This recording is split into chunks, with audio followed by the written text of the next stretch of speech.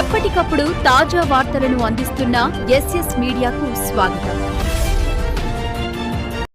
Hi hello నమస్తే, welcome to SS media. ప్రస్తుతం తెలంగాణ రాష్ట్ర వ్యాప్తంగా డిగ్రీ కాలేజీలు అయితే భారీగా తగ్గినటువంటి పరిస్థితి కనిపిస్తుంది. అదేవిధంగా అడ్మిషన్ల సంఖ్య కూడా దాదాపుగా 4 లక్షలు ఉన్నటువంటి అడ్మిషన్లు మరి 1,50,000 అడ్మిషన్లు మాత్రమే డిగ్రీ కళాశాలలో జాయిన్ కావడం జరిగింది. మరి ఎందుకు ఇలాంటి పరిస్థితి అనేటువంటిది వస్తుంది అంటే ప్రభుత్వ విధాన లోపమా, దానికి కారణాలు ఏందో మనకి ప్రస్తుతం నల్గొండ పట్టణంలో ఉన్నటువంటి కాకతీయ డిగ్రీ అండ్ పీజీ కళాశాల ప్రిన్సిపల్ నరసింహారెడ్డి గారు ఉన్నారు. వారిని అడిగి మరిన్ని విషయాలు తెలుసుకుందాం. సార్ నమస్కారం. సార్ తెలంగాణ రాష్ట్రంలో ఉన్నటువంటి యొక్క దోస్త్ ఏదైతే ఉందో దాని ద్వారా మనకి అడ్మిషన్ల ప్రక్రియ జరుగుతూ ఉంటుంది కదా, అసలు ఈ డిగ్రీలో సీట్లు తగ్గడానికి రీజన్ ఏంటి సార్? ఎస్ఎస్ మీడియా ప్రేక్షకులందరికీ నమస్కారం. దోస్త్ అడ్మిషన్ ప్రాసెస్లో చాలా ఇబ్బందులు ఉన్నాయి. పిల్లలకి ఆధార్ కార్డులో 10th క్లాస్ మార్క్ మెమోలో పేరు సేమ్గా ఉండకపోవడము, ఒక్కొక్కసారి డేట్ ఆఫ్ బర్త్ తప్పుపడము, అనేక రకాల ఓటీపీలు ప్రతిసారి లాగిన్ అయినప్పుడు ప్రతిసారి ఓటీపీలు రావడము, ఆ ఓటీపీలు సరిగా ఫోన్లకు అందకపోవడం, రూరల్ ఏరియాలో విద్యార్థులు చాలామంది ఇబ్బందులు పడుతున్నారు. దోస్త్ ప్రక్రియ అనేది ఇంటర్మీడియట్ ఎగ్జామ్స్ అవ్వగానే స్టార్ట్ చేశారు, కానీ ఎంసెట్ కౌన్సిలింగ్ కానీ, నీట్ కౌన్సిలింగ్ కానీ, అగ్రికల్చర్ అండ్ ఫార్మా కౌన్సిలింగ్ కానీ పూర్తవ్వలేదు. ఇవి పూర్తవ్వకపోవడం వల్ల విద్యార్థులు ఇంజనీరింగ్లో సీట్ వస్తుందని నమ్మకంతో ఉన్నారు. Third phase final counselling complete అవ్వకముందే దోస్త్ ఆప్షన్స్ అనేవి క్లోజ్ చేసేశారు. ఇప్పటివరకు నీట్ కౌన్సిలింగ్ అవ్వలేదు, ఫార్మా మిగిలిన వాటిల్లో కౌన్సిలింగ్ అవ్వకపోవడం వల్ల విద్యార్థులు చాలామంది డిగ్రీ విద్యకి దూరంగా ఉన్నారు. ఇది ఒకటి ముఖ్య కారణం. ఇంకొకటి ఇంజనీరింగ్ వైపు ఎక్కువగా వెళ్ళిపోవడము, అందరూ విద్యార్థుల పేరెంట్స్ ఎక్కువగా ప్రొఫెషనల్ కోర్సెస్ వైపు వెళ్ళడం వల్ల డిగ్రీలో అడ్మిషన్స్ తగ్గిపోయాయి. కానీ మరో అవకాశం ఇస్తే ఇంకొక 20-30 వేల మంది విద్యార్థులు జాయిన్ అవ్వడానికి అవకాశం ఉంది. మన స్పెషల్ ఫేజ్ లో 50,000 మంది విద్యార్థుల పైగా అడ్మిషన్ తీసుకున్నారు. ఇంకొక అవకాశం ఇస్తే ఇంకొక 20-30 వేల మంది సౌలభ్యం చేసుకునే అవకాశం ఉంది. డిగ్రీలో కౌన్సిలింగ్ ఏది మన బీటెక్, బి ఫార్మసీ ఈ యొక్క కౌన్సిలింగ్స్ కాకముందుకే డోసు పెట్టడం వల్ల విద్యార్థులు అటుపోయి ఒకవేళ అక్కడ సీట్ రాని వాళ్ళు మనకి మళ్ళీ డిగ్రీకి జాయిన్ కావడానికి అవకాశం ఉంటుంది. అవును, అంటే ఆ ఫేజ్ అనేటువంటిది మళ్ళీ పెంచితే బాగుంటుంది అంటారు. ఫేజ్ పెంచాలి. ఇంకొక ప్రాబ్లం ఏముంది అంటే చాలా మంది విద్యార్థులు, కొద్దిమంది విద్యార్థులు ఎంసెట్ లో సీట్ వచ్చినా కూడా మంచి కళాశాలలలో జాయిన్ అయి ఉన్నారు. Nizam college, Saifabad PG college, Osmania కోటి ఉమెన్స్ లో చాలా మంది విద్యార్థులు, మేజర్ గా బైపీసీ స్ట్రీమ్ లో చాలా మంది విద్యార్థులు జాయిన్ అయి ఉన్నారు. ఇప్పుడు వీళ్ళకి సీట్లు వస్తే వీళ్ళందరూ కూడా కనీసం ఒక 1,000-1,500 మంది విద్యార్థులు మళ్ళీ అటువైపు వెళ్ళిపోతారు, నీట్ కానీ ఫార్మా వైపు వెళ్ళిపోతారు. సో ఇలాంటి మంచి ప్రీమియం కాలేజెస్ లో విద్యార్థులు వెళ్ళిపోతే ఆ ప్లేస్ లో అవన్నీ వేకెన్సీగా ఉండిపోతాయి. వేరే విద్యార్థులు మళ్ళీ అక్కడ వెళ్ళి చేరడానికి ఎలాంటి అవకాశం లేదు. సో సీట్లు వేకెంట్ గా ఉండిపోతాయి. అది కాలేజీలకి నష్టమే, మెరిట్ విద్యార్థులకి కూడా, నార్మల్ కాలేజెస్ లో సీట్ వచ్చిన విద్యార్థులకు కూడా మళ్ళీ మెరిట్ కాలేజెస్కి వెళ్ళడానికి అవకాశం లేకుండా పోతుంది. సో ఇంకొక ఫేజ్ ఇస్తేనే మొత్తం పర్ఫెక్ట్ గా అందరూ విద్యార్థులు ఎక్కడ జాయిన్ అవ్వాలనుకుంటున్నారో అక్కడ జాయిన్ అవ్వడానికి అవకాశం ఉంటుంది.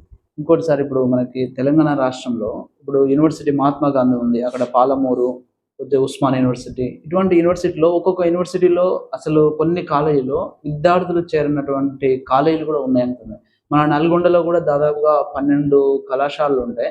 లాస్ట్కు ప్రైవేట్ కళాశాలలు రెండే మిగిలినటువంటి పరిస్థితి. ఎందుకంటావు ఈ సిచ్యువేషన్ ఎట్లా వచ్చింది అంటారు రాను? సో విద్యార్థులు ఎక్కువగా ఇంజనీరింగ్ వైపు వెళ్ళడము. 2014లో తెలంగాణ ఫామ్ అయినప్పటికీ కేవలం ఒక 14,000 నుంచి 15,000 వరకే కంప్యూటర్ సైన్స్ సీట్లు ఉన్నాయి. ఇప్పుడు 86,000 వరకు వెళ్ళిపోయింది. సీట్ల సంఖ్య బాగా పెరిగిపోయింది. కంప్యూటర్ సైన్స్ లో సీట్ల సంఖ్య చాలా పెరిగిపోయింది. సిఎస్సి, డేటా సైన్స్, ఏఐ ఇటువైపు నిష్ణాతులైన అధ్యాపకులు లేకున్నా కూడా నేర్చుకుంటాము అనే ఉద్దేశంతో వెళ్ళి జాయిన్ అవుతున్నారు. కానీ ఉద్యోగ అవకాశాలు కూడా తగ్గిపోతూ వస్తున్నాయి. ఏఐ డెవలప్మెంట్ వచ్చాక చాలా వరకు అవకాశాలు తగ్గిపోతున్నాయి. వీటితో పాటు పారామెడికల్ కోర్సులు, పారామెడికల్ కాలేజీలు కూడా చాలా ఎక్కువగా రావడం వల్ల విద్యార్థులు అటు వెళ్తున్నారు. కానీ అది ఓన్లీ డిప్లొమా తీసుకుంటున్నారు, దాని తర్వాత ఎలాంటి డిగ్రీ లేకుండానే విద్యార్థులు వాళ్ళ చదువుల్ని ఆపేసుకుంటున్నారు. అండ్ బస్సులు లేక, బస్సెస్ కూడా ట్రాన్స్పోర్టేషన్ ఫెసిలిటీ లేక చాలా మంది విద్యార్థులు చదువు నుంచి దూరం అవుతున్నారు. ఆర్థిక పరిస్థితులు, దాంతోపాటు మిగిలిన వ్యవస్థలో ఉండే లోపాల వల్ల చాలా మంది విద్యార్థులు విద్యకు దూరం అవుతున్నారు. ఇంకోటి సార్, ఇప్పుడు గవర్నమెంట్ స్కాలర్షిప్ ఏదైతే ఉందో అది ఎంటీఎఫ్, ఆర్టీఎఫ్ అనేటువంటిది రిలీజ్ చేయకపోవడం వల్ల కూడా కొన్ని కాలేజీలు మూతపడుతున్నాయి అనేటువంటిది వార్త వస్తుంది. దాని ఎఫెక్ట్ ఏమైనా పడుతుంది అంటారా? కళాశాల మూతపడడానికి మెయిన్ రీజన్ స్కాలర్షిప్స్ కూడా. 4 సంవత్సరాల పాటు స్కాలర్షిప్స్ ఇవ్వలేకపోతే చాలా కళాశాలలో అద్దె భవనాలు నడుస్తున్నాయి. ఈ అద్దె భవనాలు నడుస్తున్న కళాశాలలు ఫ్యాకల్టీకి సరైన టైంకి శాలరీస్ ఇవ్వకపోతే ఫ్యాకల్టీ వెళ్ళిపోవడం వల్ల, సరైన అధ్యాపకులు లేకపోవడం వల్ల కూడా కళాశాలలు మూతపడుతున్నాయి. ఇది ప్రభుత్వ రంగం మీద కూడా చాలా ఇంపాక్ట్ చూపిస్తుంది. మెస్ బిల్లులు ఇవ్వడం లేదు, సెల్ఫ్ ఫైనాన్స్ కోర్సెస్ కూడా స్కాలర్షిప్స్ రిలీజ్ చేయలేదు. చాలా కళాశాలలో భవనాలు శిథిలావస్థకు చేరుకుంటున్నాయి. ఎలాంటి మరమ్మతులు చేయాలన్నా కూడా ఇబ్బందికి గురవుతున్నారు. అండ్ పెరుగుతున్న టెక్నాలజీ ప్రకారం కొత్త కంప్యూటర్స్ కొనాలన్నా కానీ, ల్యాబ్ ఎక్విప్మెంట్ కొనాలన్నా కూడా చాలా ఇబ్బందిగా ఉంది.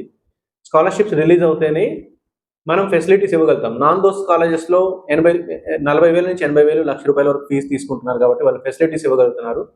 అందుకే పిల్లలు అప్పు చేసైనా కూడా అక్కడికి వెళ్ళి జాయిన్ అవ్వడానికి ఆసక్తి చూపిస్తున్నారు. అండ్ ఇంకొక విషయం ఏంటి అంటే, అక్కడ చాలా కళాశాలల్లో సరైన సదుపాయాలు లేకున్నా కూడా, మౌలిక వసతులు లేకున్నా, ల్యాబ్స్ లేకున్నా, ఫ్యాకల్టీ లేకున్నా కూడా ప్రభుత్వం 600 ఉండే సీట్లని 1600కి 1200కి పెంచడం వల్ల పిల్లలు అటానమస్ కాలేజీల వైపు వెళ్ళిపోతున్నారు. లోకల్ ఇప్పుడు ఎన్జీ కాలేజీ తీసుకుంటే దాంట్లో అంటే ఫ్యాకల్టీ అదే ఉంది కానీ సీట్ల సంఖ్యను ఎక్కువ పెంచిండు. ఇప్పుడు ఉమెన్స్ కాలేజీ కూడా అటానమస్ చేసిండు. అక్కడ ఏమవుతుంది, 90% పాస్ పర్సెంటేజ్ అనేటువంటిది ఎక్కువ చూపిస్తారు.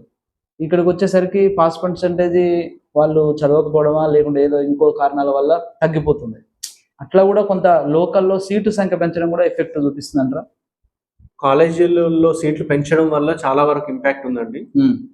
అండ్ ఈ బకెట్ సిస్టమ్ లో పిల్లలు ఒకే కోర్సులోకి చాలా మంది వెళ్ళడము, ఇప్పుడు 60 సీట్లు లేదా 120 సీట్లు ఒక కోర్స్ ఉండేవి ఇంతకు ముందు, కానీ ఇప్పుడు బకెట్ సిస్టమ్ వల్ల పిల్లలు ఒకవైపే వెళ్ళిపోతున్నారు. ఈ బకెట్ సిస్టమ్ తీసేస్తే కూడా మళ్ళీ మిగిలిన అన్ని సబ్జెక్టు స్ట్రీమ్ లైన్ అవడానికి అవకాశం. ఇప్పుడు దోస్ అనేది అసలు కరెక్ట్ ప్రాసెస్ సార్. డిగ్రీలో ఇంత ముందుకు దోస్ లేనప్పుడు కూడా చాలా డిగ్రీ కాలేజీలు నడిచినాయి, అప్పుడు స్టాండర్డ్ మెయింటైన్ అయింది. ఇప్పుడు దోస్త్ వచ్చిన తర్వాతనే డిగ్రీ విద్య ఆగమవుతుంది అంటారా?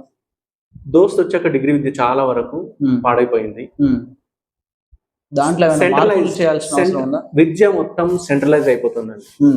ఎలా అయితే గ్రామీణ ప్రాంతాల్లో ఇంజనీరింగ్ ఎలా అయితే మొత్తం క్లోజ్ అయిపోయిందో, ఫార్మసీ కాలేజీలు ఎలా క్లోజ్ అయిపోయాయో, విద్య మొత్తం తెలంగాణలో ఎక్కడైతే డీసెంట్రలైజ్ అవ్వాలి అని మనం పోరాడి తెలంగాణను తెచ్చుకున్నాము, మొత్తం ఇప్పుడంతా మళ్ళీ సెంట్రలైజ్ అయిపోయి ఓన్లీ హైదరాబాద్ తప్ప మిగిలిన ఎక్కడ కూడా ఉన్నత విద్యకి అవకాశం లేదు అనే పరిస్థితి వస్తుంది. ఇది ప్రభుత్వ లోపం అంటారా? ఏమంటుంది ఈ విధమైనటువంటి విద్యను అస్తవ్యస్తం అంటే అధికారులు బేస్ లెవెల్లో ఏం జరుగుతుంది, పిల్లలు ఎందుకు డ్రాప్ అవుట్ అవుతున్నారు, గ్రామీణ ప్రాంతాలలో కళాశాలలు ఉంటే గ్రామీణ ప్రాంతాలకు ఎలా ఉపయోగపడుతుంది, విద్యార్థులు ఎంతవరకు నేర్చుకోగలుగుతారు, గ్రామీణ ప్రాంతాల్లో మౌలిక సదుపాయాలు ఏర్పాటు చేస్తే విద్యార్థులలో వృద్ధి ఎలా ఉంటుంది, ఇవన్నీ చూసుకోవచ్చు. చాలా వరకు హైదరాబాద్ వెళ్తున్న పిల్లలలో చాలా మంది అక్కడ ఖర్చులు భరించడానికి పార్ట్ టైం జాబ్స్ వెళ్తున్నారు. మళ్ళీ ఊరికి వచ్చేసినాక కూడా కాలేజ్కి వెళ్ళడం అనేది చాలా తగ్గిపోతుంది. అటెండెన్స్ అక్కడ సరిగా ఉండట్లేదు. ఇక్కడ మాత్రం కంపల్సరీ అటెండెన్స్ చేయడం వల్ల కూడా చాలా మంది విద్యార్థులు హైదరాబాద్ వెళ్ళిపోతున్నారు. ఓకే, అంటే ఇంకోటి సార్, డిగ్రీ విద్య పైన ప్రభుత్వం కూడా కొంత చొరవ తీసుకొని కొంత, అంటే ఇప్పుడు క్యాంపస్ ఇంటర్వ్యూలో 4th ఇయర్లో క్యాంపస్ సెలెక్షన్స్ అలాంటివి ఉంటాయి, కానీ డిగ్రీలో అలాంటి ఇంటర్వ్యూస్ సెలెక్షన్స్ కంపెనీల నుంచి కావచ్చు, లేకపోతే గవర్నమెంటే 4th ఇయర్స్లో ఫైనల్ ఇయర్లో ఇలాంటివి చేస్తే తప్ప స్పెషల్ డ్రైవ్ పెట్టేసి ఉద్యోగ అవకాశాలు కల్పిస్తే, అట్లాంటి అవకాశాలు కల్పిస్తే మెరుగుపడే అవకాశం ఉందా? ప్రభుత్వం టాస్క్ ద్వారా చాలా వరకు ఉద్యోగ అవకాశాలు కల్పిస్తోంది. ఇప్పుడు కొత్తగా డీట్ అనే ప్రోగ్రామ్ కూడా తీసుకుని వచ్చింది, digital employment exchange of Telangana. ఎవరు తెలియట్లేదు, అసలు పిల్లలకు తెలియట్లేదు, ఎవరు తెలియట్లేదు. అంటే అవేర్నెస్ ఇస్తున్నాము, కానీ పిల్లలలో ఇంట్రెస్ట్ అనేది ఇంకా రావట్లేదు. ఉద్యోగ అవకాశాలకి తెలంగాణలో ఎలాంటి ప్రాబ్లం లేదు. అనేక అవకాశాలు ఉన్నా కూడా పిల్లలలో స్కిల్ లోపం వల్ల, స్కిల్ లేకపోవడం వల్లనే ఇలాంటి ప్రాబ్లమ్స్ వస్తున్నాయి. ఈవెన్ మహాత్మా గాంధీ యూనివర్సిటీలో ప్రతి సంవత్సరం కనీసం ఒక 5 నుండి 6 డిగ్రీ విద్యలో ఎలాంటి మార్పులు చేస్తే తప్ప డిగ్రీ విద్య బాగుపడే అవకాశం ఉంది. అదేవిధంగా కొంతమంది అన్ఎంప్లాయ్మెంట్ కూడా ఏ విధంగా ఉపాధి అనేటువంటిది కల్పించే అవకాశం ఉంటుంది. ప్రభుత్వం సకాలంలో ఫీజు రియంబర్స్మెంట్ చెల్లిస్తే అనేక మంది నిరుద్యోగులను ఆదుకున్నట్లు అవుతుంది. అండ్ మేము కూడా బేసిక్ ఫెసిలిటీస్తో పాటు స్కిల్ డెవలప్మెంట్ చేయగలుగుతాము. విద్యార్థులకి డిగ్రీ కంప్లీట్ అవగానే ఉద్యోగ అవకాశాలు చూపించడానికి మాకు కూడా సులభతరం అవుతుంది. ఇంకా మనకి డిగ్రీ విద్యలో ప్రభుత్వ పరంగా ఎటువంటి సూచనలు సలహాలు తీసుకుంటే బాగుంటది? మీరు ఒక విద్యా సంస్థ నడుపుతున్నారు కాబట్టి దోస్ని పూర్తిగా తీసేయాలి. తీసివేసి ఈజీగా ఇంటర్మీడియట్ విద్యలో లాగానే కాలేజీలోనే రిజిస్ట్రేషన్ చేసి అడ్మిషన్ చేసే ప్రాసెస్ ని స్టార్ట్ చేయాలి. దాంతోపాటు స్కిల్ డెవలప్మెంట్ సెంటర్స్ ని ప్రతి జిల్లాలో ఏర్పాటు చేసి పిల్లల్లో సాఫ్ట్ స్కిల్స్, కమ్యూనికేషన్ స్కిల్స్, దాంతోపాటు ఐటీ స్కిల్స్ కూడా డెవలప్ చేస్తే తెలంగాణ విద్యార్థులకి చాలా మేలు చేసిన వారు అవుతారు. తెలంగాణ రాష్ట్రంలో ఉన్నటువంటి డిగ్రీ కళాశాలలు బాగుపడాలంటే విద్యార్థులకు నాణ్యమైనటువంటి విద్యను అందించాలి. అదేవిధంగా స్కిల్ డెవలప్మెంట్ ప్రోగ్రామ్స్ అనేవి ప్రతి జిల్లాలో కూడా ఏర్పాటు చేసి తద్వారా విద్యార్థులకు ఉద్యోగ అవకాశాలు కల్పించే విధంగా ప్రభుత్వం చొరవ తీసుకోవాలి. ఫీజు రియంబర్స్మెంట్ కూడా సకాలంలో రిలీజ్ చేసినట్లయితే విద్యార్థులు వాళ్ళ యొక్క కాళ్ళ మీద వాళ్ళు నిలబడి ఈ యొక్క సమాజానికి ఉపయోగపడే విధంగా ఉంటుందని చెప్పేసి మనకు కాకతీయ డిగ్రీ అండ్ పీజీ కళాశాల ప్రిన్సిపల్ గారు నరసింహారెడ్డి గారు చెప్తున్నారు. మరొక ఇంటర్వ్యూతో మళ్ళీ కలుద్దాం.